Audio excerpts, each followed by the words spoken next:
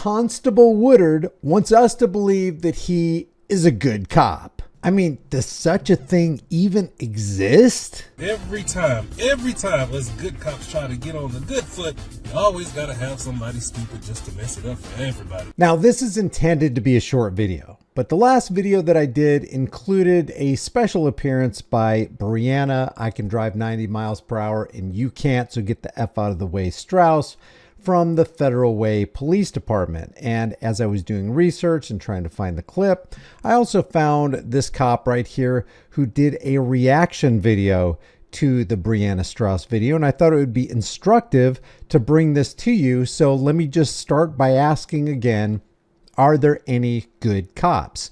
If there are good cops, what would they look like? What would they do? Would they weed out the bad cops? Would they start writing good reports? Would they become whistleblowers? I mean, what exactly is a good cop? What does a good cop do? Now, when I say that all cops are bad, I'm not out there saying that bad cops do bad all the time. Just like I couldn't say that with the Gestapo from the 1930s Germany. They did good things, I'm sure, to people that they wanted to do good things to, and at the times they felt like doing good things. That's not what I mean. By saying all cops are bad, I'm saying that they have voluntarily signed their name on the dotted line for a profession that they know is going to enforce, emphasis on force, all the laws. Yeah. They definitely say they're going to protect and defend and uphold the Constitution of the United States from all enemies, foreign and domestic, and then become the very domestic enemies they swore to protect us from.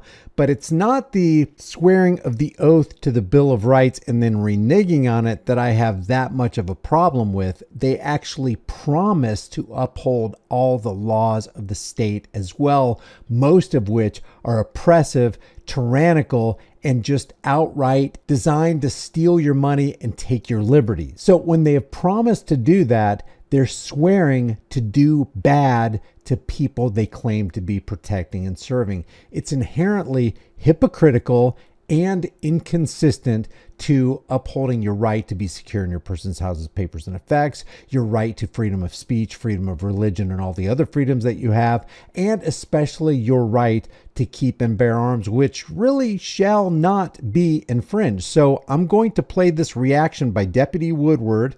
His name is Deputy Woodward. It's Woodard. I'm a moron. But at least I'm not a rights trampling, welfare queen tyrant. He is a constable or a deputy for some police department in the state of Texas. He's very popular. He has 764,000 followers just on his Facebook page, not to mention all the other places that he has a social media presence.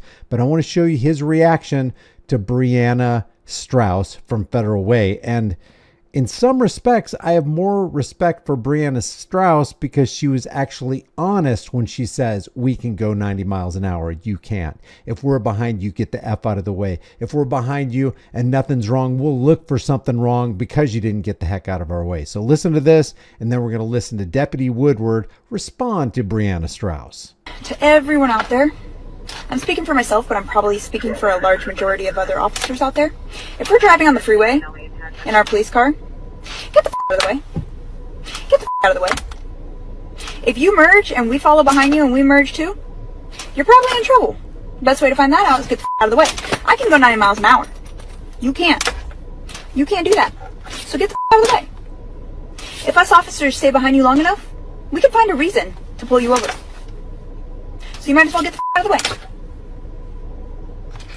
Super simple. And that's why I say, in some ways, on some level, you can call it just a misguided, unstable level, I've got more respect for her because she said the quiet part out loud. She said what we all know to be true. We know that they believe, these cops believe, that badges and uniforms grant special rights because they have this executive privilege, because they have this qualified immunity because they're police officers. They believe they get to speed. They can text and drive. And it's not even just how they have a phone where they're texting on. They have this massive laptop where they can be involved in distracted driving. They can drink and drive. We've seen all the things that they can do where if we did the same things, we would be arrested and thrown into a cage. But for some reason, they're not. They get paid suspension while the department investigates so they can find out if they're going to do anything or not. And usually they don't. They can commit major heinous crimes up to and including offing somebody like Philip Brailsford did to Daniel Shaver in the hallway of that La Quinta Inn in Mesa, Arizona, and they'll just get acquitted. So what is Deputy Woodward's response to Officer Brianna Strauss? Y'all, please, don't listen to none of that crap, because all officers have to abide by the laws and rules and regulations just like everybody else. But do they? And do you? He's going to try to convince you and his audience that he's a good cop. And guys, he looks like a nice, friendly dude too. If you look at his Facebook page, he's got a whole lot of posts that are kind of funny. He seems like a friendly neighborhood police officer, but can you really trust him? Is he really a good cop? And like I said, if he is a good cop, what good things is he actually doing? And why is he still on his department if he's that good of a cop? Because we know what they do to people like Frank Serpico. They try to get rid of you, and I mean get rid of you in a really, really quick way. Listen to the rest of what he says. We are no different. Lord Jesus, every time us good cops try to get on the good foot, you always got to have somebody stupid just to mess it up for everybody, for all of us cops. A good cop. So he says he's a good cop. If you have to try to convince your audience and the rest of the world that you're a good cop, I would bet that you're automatically not.